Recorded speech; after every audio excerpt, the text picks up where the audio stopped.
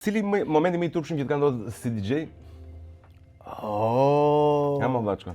Kam qenë duke punu ke living room. Po. Kati 2, living roomi kishte katën e 2, brenda katën e 3 taracën. Kisha një palë pantallona, e kam thonë gjithmonë një palë pantallona lino Leila. Dhe unë nuk haj kur para se ti ketë luj. Atë natë shkova hongra tortellini pana prosciutto që më raft një gjë ç'desha. Kam dhinë brek. Kam dhinë në brek me gjithë kuptimin e fjalës dhe dola nga stage, kishe një stage që u hapte kështu si der cowboysi. Shkova në banjo, u pastrova, u bëla aj sa mundesha, mbylla natën dhe ika në shtëpi, ndërkohë isha dhinë në brek vlla. Dek e kavilja. For real, nuk bëj shaka, është e vërtet. Dhe që atëre un kam macchiato.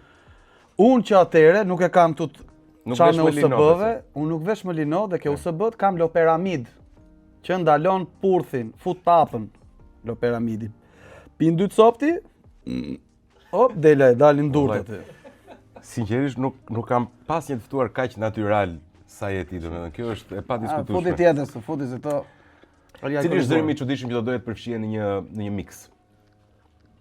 Zëri i çuditshëm do të jetë një zë i çuditshëm, mund të jetë një batut, mund të jetë një zëri dikujt, mund të jetë pjesë e një këngë, mund të jetë ku do ma ngulësh stikën. Ajo do të fiks. Shumë e bukur është ajo, ku do ma ngulësh stikën. Jari. Ku do ma ngulësh stikën. E bukur është.